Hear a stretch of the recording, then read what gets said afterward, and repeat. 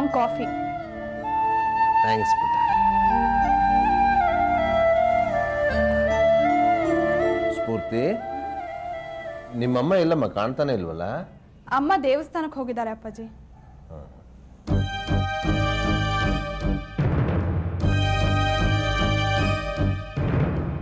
ರೀ, ಇಷ್ಟು ಬೇಗ ಬಂದ್ಬಿಟ್ಟಿದ್ದೀರಾ? ನಾನೆಲ್ಲಿ ಬೇಗ ಬಂದೆ? ನಾ ಮಾಮೂಲಿ ಟೈಮ್ಗೆ ಬಂದಿರೋದು. ಅದು ಸರಿ, ನೀ ಯಾವ ದೇವಸ್ಥಾನಕ್ಕೆ ಹೋಗಿದ್ದೆ?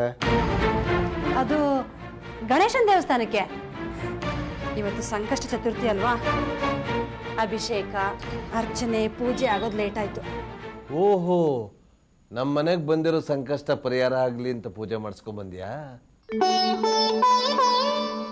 ಹಾ, ಅದಕ್ಕೆ ಕಣೆ ನನ್ನ ಪಾಲಕ್ ಬಂದಿದ್ದ ಸಂಕಷ್ಟ ಇವತ್ತು ಪರಿಹಾರ ಆಯ್ತು.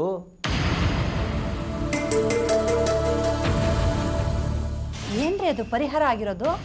ನಾಳೆಯಿಂದ ಯಾವುದೇ ಬೇಜಾರಿಲ್ಲದೆ, ಯಾವುದೇ ಕಿರಿಕಿರಿ ಇಲ್ಲದೆ ನೆಮ್ಮದಿಯಿಂದ ಆಫೀಸ್ಗೆ ಹೋಗ್ಬೋದು. ಯಾಕೆ ಅಂತ ನೀವಿಬ್ರು ಗೆಸ್ ಮಾಡಿ ನೋಡೋಣ. ಅಪ್ಪಾಜಿ, ನಾನು ಹೇಳ್ತೀನಿ. ಹಾ, ನಾಳೆಯಿಂದ ನಿಮ್ ಪಿಕಪ್ ಡ್ರಾಪ್ಗೆ ವೆಹಿಕಲ್ ಫಿಕ್ಸ್ ಮಾಡಿರ್ಬೇಕು ಅಲ್ವಾ? ನೋ, ನನ್ನ ಓಡಾಟದ ಬಗ್ಗೆ ಅಲ್ವೇ ಅಲ್ಲ. ಸೋತ್ಯಾ? ಇರಿ ಅಪ್ಪಾಜಿ. ಹಾ, ನಿಮ್ ಇನ್ಕ್ರಿಮೆಂಟ್ ಜಾಸ್ತಿ ಮಾಡಿದ್ದಾರೆ ಅನ್ಸುತ್ತೆ. ಅದು ಅಲ್ಲ,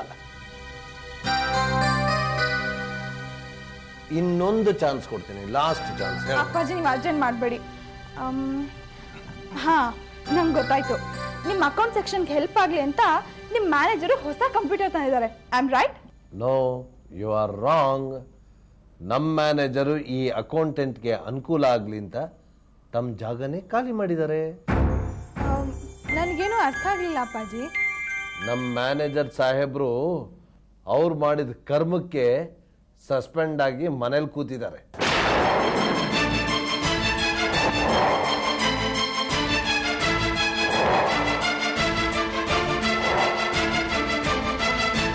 ಏನು, ನಮ್ಮ ಕೃಷ್ಣ ಸಸ್ಪೆಂಡ್ ಆಗಿದ್ದಾನ? ಹೌದು ಕಣೆ.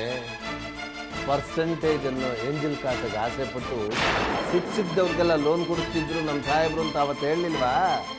ಅದರ ಪರಿಣಾಮವಾಗಿ ಇವತ್ತಿನ ದಿವಸ ಸಸ್ಪೆಂಡ್ ಆಗಿದ್ದಾರೆ. ಮಾಡಿದ್ರು ನಮ್ಮ ಮಾರಾಯ. ಏನಪ್ಪಾಜಿ, ಅಣ್ಣ ಸಸ್ಪೆಂಡ್ ಆದ್ರೆ ನಿಮಗೆ ಸಂತೋಷನಾ? ನಿಮಗೆ ಸಂಕಟನೇ ಆಗ್ತಿಲ್ವಾ? ಯಾವನಮ್ಮ ನಿಮ್ಮಣ್ಣ? ದುರಾತ್ಮರಿಗೆ ಶಿಕ್ಷೆ ಆದ್ರೆ ಸಂತೋಷ ಪಡ್ಬೇಕೇ ಹೊರತು ಸಂಕಟ ಪಡಬಾರ್ದು. ಅಲ್ಲ ಅಪ್ಪಾಜಿ,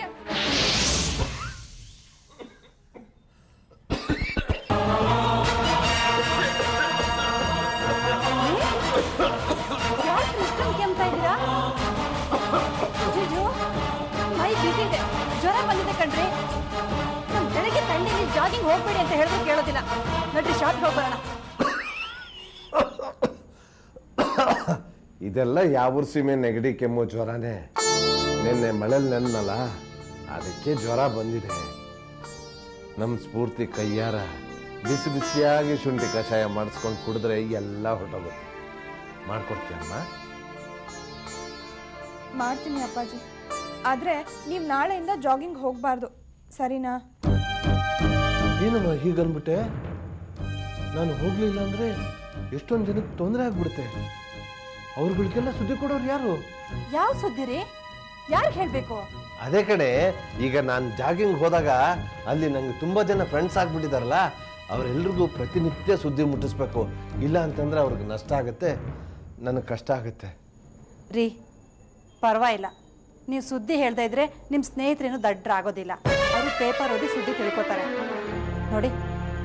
ಇನ್ಮೇಲೆ ನೀವು ಈ ಥಂಡಿಲಿ ಜಾಗಿಂಗ್ ಹೋಗ್ಕೊಡ್ದು ಅಷ್ಟೇ. ಸ್ಫೂರ್ತಿ, ಬಾಮ್ಮ, ನಾವು ಕಷಾಯ ಮಾಡೋಣ.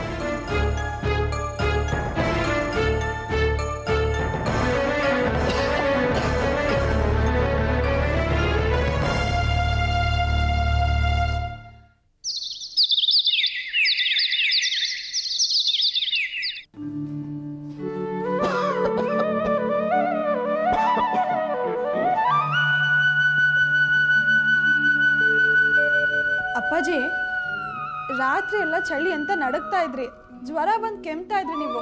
ಈಗ ಬೆಳಗ್ಗೆನೆ ಎಲ್ಲಿಗೆ ಹೊರಟ್ರಿ? ಇನ್ನೆಲ್ಲಿಗಮ್ಮ, ಮಾಮೂಲಿ ಜಾಗಿಂಗ್. ಏನು ಈ ಚಳಿಲಿ? ಅದು ಹುಷಾರಿಲ್ದಿರುವಾಗ ಜಾಗಿಂಗ ಒಂದಿನ ಜಾಗಿಂಗ್ ಹೋಗಿಲ್ಲ ಅಂದ್ರೆ ಯಾವ ನಷ್ಟನೂ ಆಗಲ್ಲ. ನಡೀರಿ, ನೀವು ಮಲ್ಕೊಂಡು ರೆಸ್ಟ್ ತಗೊಳ್ಳಿ. ಅಯ್ಯೋ ಹಾಗೆಲ್ಲ ಆಗಲ್ಲಮ್ಮ. ಒಂದಿನ ಹೋಗ್ಲಿಲ್ಲ ಅಂತಂದ್ರೆ ಮೈಗೆ ಜಡತ್ವ ಬಂದ್ಬಿಡುತ್ತೆ. ನಾವು ಹೋಗ್ಲೇಬೇಕು. ಅಪ್ಪಾಜಿ, ನೀವು ಜಾಗಿಂಗ್ ಹೋಗ್ಲೇಬಾರ್ದು ಅಂತ ಅಮ್ಮ ನಾನು ಹೇಳಿದ್ದು. ಆದ್ರೆ ನೀವು ನಿನ್ನೆ ತುಂಬಾ ಹಠ ಮಾಡಿದ್ರಿ ಅಂತ ಸರಿ ನೀವು ಹುಷಾರಾದ್ಮೇಲೆ ಹೋಗಿ ಅಂತ ಅಮ್ಮ ಹೇಳಿದ್ದಾರೆ. ಆದ್ರೆ ನೀವು ಇವತ್ತೇ ಹೊರಟಿದ್ದೀರಲ್ಲ, ಇದು ಸರಿನಾ? ನಡೀರಿ, ನೀವು ಮಲ್ಕೊಳ್ಳಿ. ದಯವಿಟ್ಟು ನಾನು ತಡಿಬೇಡಮ್ಮ. ಆಮೇಲೆ ಜನ ಫ್ರೆಂಡ್ಸ್ ಬೇಜಾರು ಮಾಡ್ಕೊಂಡ್ಬಿಡ್ತಾರೆ. ಅಪ್ಪಾಜಿ, ಹುಷಾರಿಲ್ದಿರುವಾಗ್ಲೂ ಜಾಗಿಂಗ್ ಬರಲೇಬೇಕು ಅಂತ ಯಾವ ಫ್ರೆಂಡ್ಸು ಹೇಳಲ್ಲ. ನೀವು ನಡಿ, ಮಲ್ಕೊಳ್ಳಿ. ಸ್ಫೂರ್ತಿ, ನಾನು ಜಾಸ್ತಿ ದೂರ ಹೋಗಲ್ಲಮ್ಮ. ಈಗೋಗ ಹಾಗೆ ಬಂದ್ಬಿಡ್ತೀನಿ. ಅಪ್ಪಾಜಿ, ನೀವು ನನ್ನ ಮಾತು ಕೇಳ್ತೀರಾ? ಪುಟ ಹಾಗೆಲ್ಲ ಹಠ ಮಾಡಬಾರ್ದಮ್ಮ. ನಾ ಬೇಗ ಬಂದ್ಬಿಡ್ತೀನಿ ಅಂತ ಹೇಳಿದ್ನಲ್ಲ. ನಾ ಬರೋ ಅಷ್ಟರಲ್ಲಿ ಒಂದು ಲೋಟ ಬಿಸಿ ಬಿಸಿಯಾಗಿ ಕಾಫಿ ಮಾಡಿ ಮಾಡೋದು.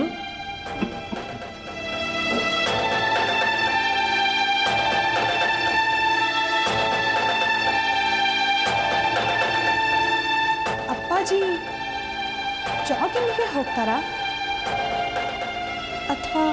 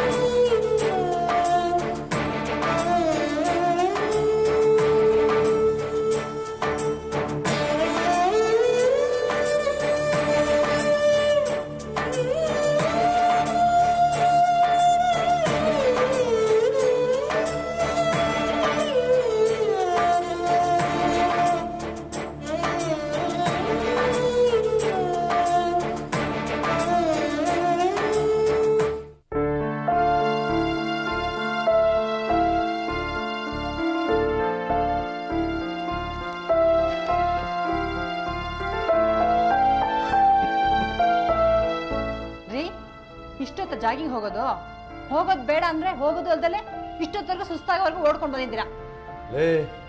ಇಷ್ಟು ಸುಸ್ತಾಗಿದ್ದೀನಿ ಅಂದ್ರೆ ಸರಿಯಾಗಿ ಜಾಗಿಂಗ್ ಮಾಡಿದ್ದೀನಿ ಅಂತ ಅರ್ಥ. ಥ್ಯಾಂಕ್ ಯು ಪುಟ್ಟ. ಅಪ್ಪಾಜಿ, ಎಲ್ರಿಗೂ ಸುದ್ದಿ ಹೇಳಿ ಬಂದ್ರ? ಎಲ್ರಿಗೂ ಸಂತೋಷ ಆಯ್ತಾ? ತಲುಪಿಸ್ದೆ. ಪುರಾಣದಿಂದ ಹಿಡಿದು ಕಂಪ್ಯೂಟರ್ವರೆಗೂ ಎಲ್ಲ ಸುದ್ದಿನೂ ತಲುಪಿಸಿದ್ದೀನಿ. ನಿಮಗೆ ಗೊತ್ತಿರೋ ಸುದ್ದಿನ ಮಾತ್ರ ಹೇಳ್ತೀರಾ ಅಥವಾ ದಿನ ಪೇಪರ್ ನೋಡಿ ಆ ಸುದ್ದಿನ ಹೇಳ್ತೀರಾ? ಇಲ್ಲ ಡೈಲಿ ನೀವೇ ಪೇಪರ್ ತಗೊಂಡು ಹೋಗ್ತೀರಾ? ಪೇಪರ್ ನಾನೇ ತಗೊಂಡೋಗ್ಲಿ?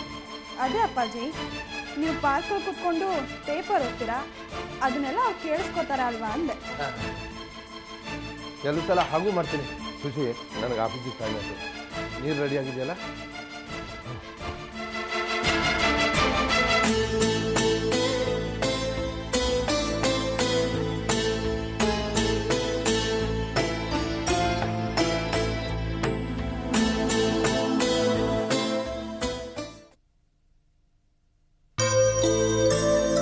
ಖುಷಿ, ನಾ ಬರ್ತೀನಿ ಕಡೆ, ಆಫೀಸಿಗೆ ಟೈಮ್ ಆಯಿತು.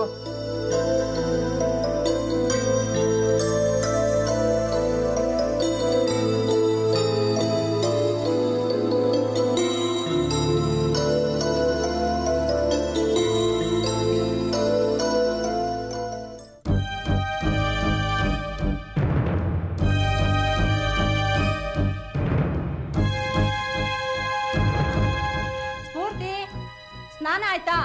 ಆಯ್ತು ನಾನು ದೇವಸ್ಥಾನಕ್ಕೆ ಹೋಗ್ಬಿಟ್ಟು ಬರ್ತೀನಿ.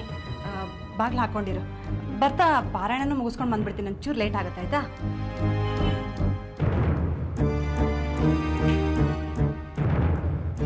ಅಮ್ಮ ದಿನ ಬೆಳಗ್ಗೆಯಿಂದ ಸಂಜೆವರೆಗೂ ಪಾರಾಯಣ ಕೇಳೋಕೆ ಹೋಗ್ತಾರೆ. ಅದು ಅಪ್ಪ ಹೊರಟ ತಕ್ಷಣನೇ ಹೊರಡ್ತಾರೆ. ಇಷ್ಟೊಂದು ಗಡಿಬಿಡಿಲಿ ಹೋಗುವಂಥದ್ದಾದ್ರೂ ಏನಿದೆ?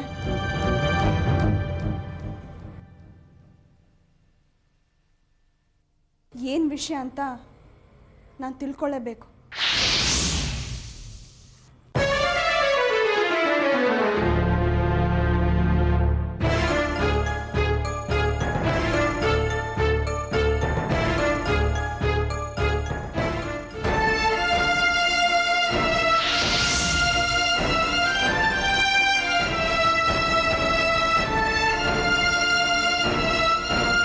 ನೋಡಮ್ಮ, ಇದನ್ನೆಲ್ಲ ಒಣಗಾಕಿದ್ಮೇಲೆ ಕೆಳಗೋಗಿ ಸ್ಟೋರ್ ರೂಮ್ ಕ್ಲೀನ್ ಮಾಡು. ತುಂಬಾ ಗಲೀಜಾಗಿದೆ. ಅದನ್ನ ಕ್ಲೀನ್ ಮಾಡಿ ಎಷ್ಟೋ ದಿನ ಆಯ್ತು.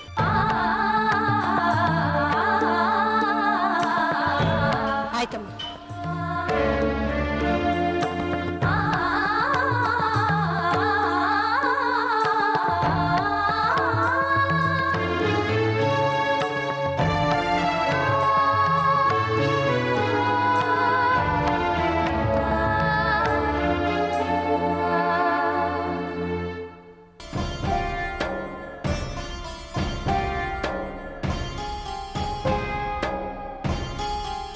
ಪೂರ್ತಿ ಏನಮ್ಮ ಇದು?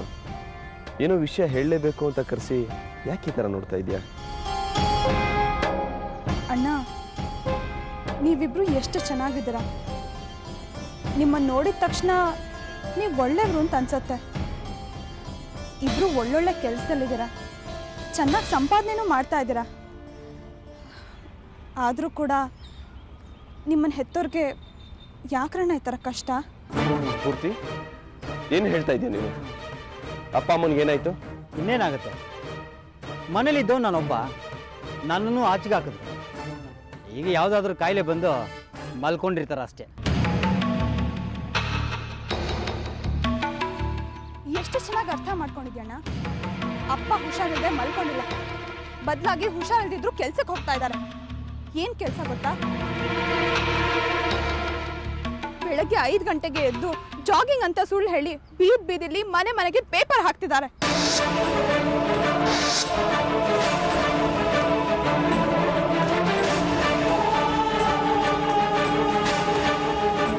ಇನ್ನೇನೋ ಮಾಡ್ತಾರೆ. ಮಗ ಮಾವನ ಮನೇಲಿ ಮೆರೀತಾ ಇದ್ದಾರೆ, ನಾನಿಲ್ಲಿ ಹೊಟ್ಟೆ ಊಟ ಇಲ್ಲದೆ ಪೇಪರ್ ಹಾಕ್ತಾ ಇದ್ದೀನಿ ಅಂತ ಹೇಳ್ಕೋಬೇಕಲ್ಲ. ಅದಕ್ಕೆ ಅಲ್ಲ, ಅಪ್ಪನಿಗಂತೂ ಬುದ್ಧಿ ಇಲ್ಲ, ಅದಕ್ಕೆ ಈ ಕೆಲಸ ಮಾಡ್ತಾ ಇದ್ದಾರೆ. ಅಮ್ಮ ಆದ್ರೂ ಬುದ್ಧಿ ಹೇಳ್ಬಾರ್ದ? ಹೇಳ್ಬೇಕಿತ್ತು ಅಣ್ಣ, ಹೇಳ್ಬೇಕಿತ್ತು. ಆದ್ರೆ ಅಮ್ಮ ಅಪ್ಪನಿಗಿಂತಾನು ಬುದ್ಧಿವಂತೆ. ಪಾರಾಯಣಕ್ಕೆ ಹೋಗ್ತೀನಿ ಅಂತ ಹೇಳಿ ಯಾರ್ದು ಮನೇಲಿ ಮನೆ ಕೆಲಸ ಮಾಡ್ತಿದ್ದಾರೆ.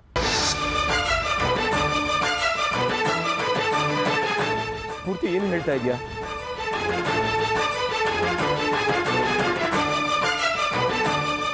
ಅಪ್ಪ ಅಮ್ಮನಿಗೆ ಇಷ್ಟೊಂದು ಕಷ್ಟ ಬಂದಿದ್ಯಾ? ಅವರು ಅದೆಷ್ಟು ನೋವು ತಿನ್ಕೊಂಡು ಈ ಕೆಲಸ ಮಾಡ್ತಾ ಇದ್ದಾರೆ.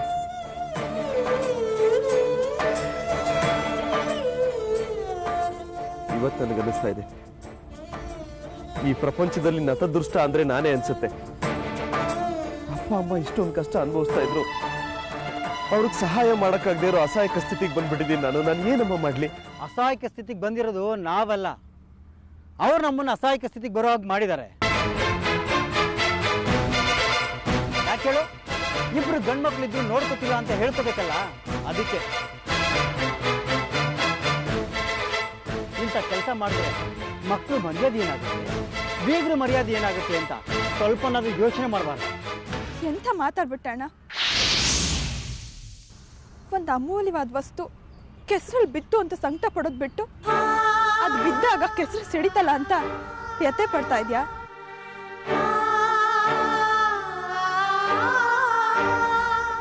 ಅಲ್ಲಣ್ಣ, ತಾವು ದುಡ್ದು ನಿನ್ನ ಮರ್ಯಾದೆ ಕಳೆಯುವಂತ ಅಗತ್ಯ ಅಪ್ಪ ಅಮ್ಮನ್ಗೇನಿದೆ? ತಮ್ಮ ಅಗತ್ಯಕ್ಕೋಸ್ಕರ, ತಮ್ಮ ಬಡತನಕ್ಕೋಸ್ಕರ ಅವ್ರು ದುಡಿತಿದ್ದಾರೆ ಹೊತ್ತು ನೀನ್ ಶ್ರೀಮಂತನ ಹೀಯಾಳ್ಸಕ್ಕಲ್ಲ. ಅವರು ಕೆಲಸ ಮಾಡೋ ಉದ್ದೇಶ ಏನೇ ಆಗಿರ್ಬೋದು, ಆದ್ರಿಂದ ನನ್ನ ಮರ್ಯಾದೆ ಹೋಗೋದಂತೂ ನಿಜ ತಾನೇ? ಎಂತ ಮಾತಾಡ್ತಿದ್ಯಾ ಅಣ್ಣ ನೀನು? ನಿನ್ನ ಹೆತ್ತು ಹೊತ್ತು ಸಾಕಿ ಬೆಳೆಸಿ ಭವಿಷ್ಯ ಕೊಟ್ಟಿರೋ ಅಪ್ಪ ಅಮ್ಮ ಅವರು ತಮ್ಮ ಹಸುವಿಗೋಸ್ಕರ ಕೂಲಿ ಮಾಡ್ತಿದಾರಲ್ಲ ಅಂತ ನಿಂಗೆ ನೋವಾಗ್ತಿಲ್ಲ. ಅದರಿಂದ ನೀನ್ ಮರ್ಯಾದೆ ಕಡಿಮೆ ಆಗುತ್ತಲ್ಲ ಅಂತ ಒದ್ದಾಡ್ತಿದ್ಯಾ ಅಲ್ವಾ? ಈ ತರ ಮಾತಾಡ್ದಕ್ ನಿಂಗೆ ಮನ್ಸಾದ್ರೂ ಹೇಗೆ ಬರ್ತಣ್ಣ? ಹೇಗೆ ಅಂದ್ರೆ ನನ್ನನ್ನು ಮನೆಯಿಂದ ಹೊರಗೆ ಹಾಕುವಾಗ ಅವ್ರಿಗೆ ಹೇಗೆ ಮನಸ್ಸು ಬಂತೋ ಇದು ಹಾಗೇನೆ. ಅಣ್ಣ ಏನ್ ಮಾತಾಡ್ತಾ ಇದ್ದೀನಿ? ಜನ್ಮ ಕೊಟ್ಟ ತಂದೆ ತಾಯಿ ಮೇಲೆ ಸೇಡಿದ ಪ್ರತಿ ಸೇಡು ಅಂತ ಮಾತಾಡ್ತಾ ಇದೆಯಲ್ಲ, ನಿನಗೆ ಅವ್ರಿಗಿಂತ ನಿನ್ನ ಮರ್ಯಾದೆನೇ ಹೆಚ್ಚಾಗೋಯ್ತಾ? ಪಾಪ ಅವ್ರ ಕಷ್ಟದ ಪರಿಸ್ಥಿತಿಲಿದ್ದಾರೆ, ಹೇಗಾದ್ರೂ ಮಾಡಿ ಅವ್ರಿಗೆ ಸಹಾಯ ಮಾಡಬೇಕು, ಅವ್ರನ್ನ ಒಳ್ಳೆ ಸ್ಥಿತಿಗೆ ತರಬೇಕು ಅನ್ನೋದನ್ನ ಬಿಟ್ಟು ಅವ್ರ ಮೇಲೆ ಪ್ರತಿಕಾರದ ವಿಷ ಕಾರ್ತಾ ಇದೆಯಲ್ಲ, ನಿನಗೆ ಇದು ಸರಿ ಅಂತ ಅನ್ಸುತ್ತಾ? ಓಹೋ, ಅಣ್ಣ ತಂಗಿ ಇಬ್ರು ಸೇರ್ಕೊಂಡು ನನಗೆ ಕ್ಲಾಸ್ ತಗೊಳ್ತಾ ಇದ್ದೀರಾ? ನಿಮ್ಮಿಬ್ಬರ ಹತ್ರ ಬುದ್ಧಿ ಹೇಳಿಸ್ಕೊಳ್ಳೋ ಅಗತ್ಯ ನನಗಿಲ್ಲ. ಅಣ್ಣ, ನಾವೇ ನಿನಗೆ ಬುದ್ಧಿ ಹೇಳ್ತಾ ಇಲ್ಲ. ಅಪ್ಪ ಅಮ್ಮನ ಬಗ್ಗೆ ಮಕ್ಕಳಿಗೆ ಇರಬೇಕಾದ ಕರ್ತವ್ಯನ ಎಚ್ಚರಿಸ್ತಾ ಇದ್ದೀನಿ. ಏಯ್, ಅವ್ರ ಮೇಲೆ ನಿಮ್ಮಿಬ್ಬರಿಗೂ ಅಷ್ಟೊಂದು ಪ್ರೀತಿ, ಅಭಿಮಾನ, ಗೌರವ ಇದ್ರೆ ನೀವೇ ನೋಡ್ಕೊಳ್ಳಿ. ಬರ್ತೀನಿ. ಅಣ್ಣ ಅಣ್ಣ ಪ್ಲೀಸ್, ಅಪ್ಪ ಅಮ್ಮನ ದೂರ ಮಾಡ್ಬೇಡ, ದಯವಿಟ್ಟು ನನ್ನ ಮಾತು ಕೇಳು. ಅಣ್ಣ ಅಣ್ಣ ನೋಡಮ್ಮ ಹೇಗೆ ಹೋಗ್ತಾ ಇದ್ದಾನೆ. ಹೋಗ್ತಾ ಇರೋದು ಅವನಲ್ಲಣ್ಣ, ಅವನಿಗೆ ಬಂದಿರೋ ಶ್ರೀಮಂತಿಕೆ ಅವನನ್ನ ಆ ರೀತಿ ಹೋಗೋಗ್ ಮಾಡ್ತಾ ಇದ್ದ. ಆ ಶ್ರೀಮಂತಿಕೆ ಮುಂದೆ ಬೇರೆ ಎಲ್ಲಾ ಸಂಬಂಧಗಳು ತುಂಬಾ ಚಿಕ್ಕದಾಗಿ ಕಾಣ್ತಿದೆ. ಅದಕ್ಕೆ ಅವನ ಆ ರೀತಿ ನಡ್ಕೋತಾ ಇದ್ದಾನೆ. ಏನ್ ಮಾಡೋದಣ್ಣ? ನೀನೇನು ಯೋಚನೆ ಮಾಡ್ಬೇಡಮ್ಮ. ಅಪ್ಪ ಅಮ್ಮ ಒಳ್ಳೆ ಸ್ಥಿತಿಗೆ ಬರಬೇಕು, ಅದಕ್ಕೇನಾದ್ರೂ ಒಂದು ವ್ಯವಸ್ಥೆ ಮಾಡಲೇಬೇಕು. ಅದನ್ನ ನಾನು ಮಾಡ್ತೀನಿ. ನೀನು ಮೊದಲು ಅವ್ರು ಮಾಡ್ತಾ ಇರೋ ಕೆಲಸನ ಹೇಗಾದ್ರೂ ತಡೆದು ನಿಲ್ಸು. ಮುಂದೆ ಏನು ಮಾಡ್ಬೋದು, ಏನು ಮಾಡಬೇಕು ಅನ್ನೋದನ್ನ ನಾನು ಯೋಚನೆ ಮಾಡ್ತೀನಿ.